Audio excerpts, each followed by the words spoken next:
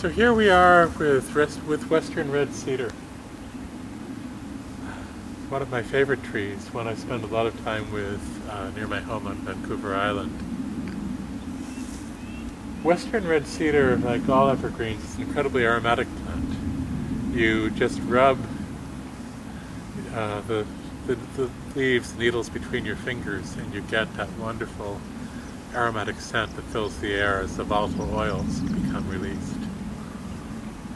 So aromatic plants are interesting in that they are actually working to extend their medicine beyond their own physical bodies. David Crow, the aromatherapist, speaks of this as community immunity. The volatile oils that these plants are putting out into the air around them are antimicrobial, and so are killing microbes that might infect the tree itself, but also microbes that might infect the other plants in the ecosystem the tree depends upon. And so it's really conferring some degree of immune protection for the entire community. When we take these volatile oils into our bodies, they're also somewhat irritating. And that irritation causes us to begin moving our blood more quickly. They're circulatory stimulants, so they help things move through our bloodstreams more quickly. But they also, their irritation of the mucous membranes that comes from those volatile oils makes them expectorant. And so I love in wintertime walking through the forest, just chewing on little bits of western red cedar.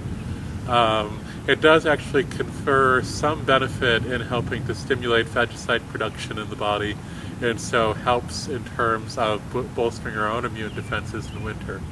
But then also just helps to clear the airway so that whatever is stagnating there can't linger.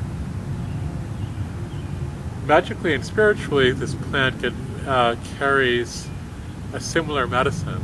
When we look around the world, people all over the world burn aromatic plants to release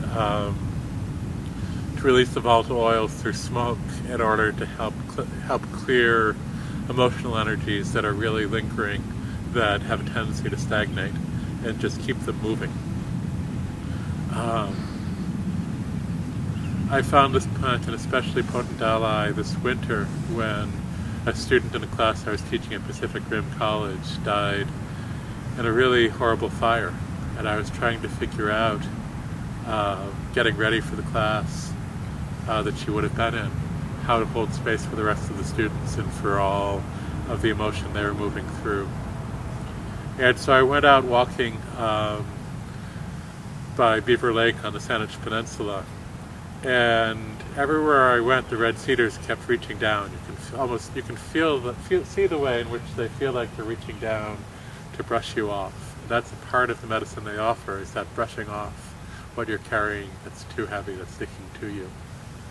And then I came across an area where a whole lot of cedar boughs had been downed, and it became clear to me this was the medicine I needed to bring to the classroom.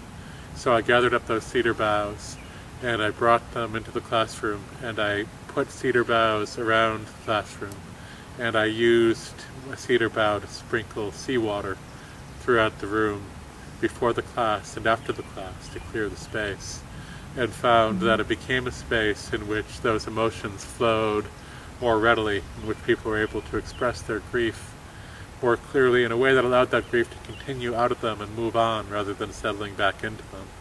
And that it then also helped to clear that space so that grief wasn't lingering in the room after we left. And just deeply grateful for the spontaneous way in which this medicine arose as what was needed in that difficult time.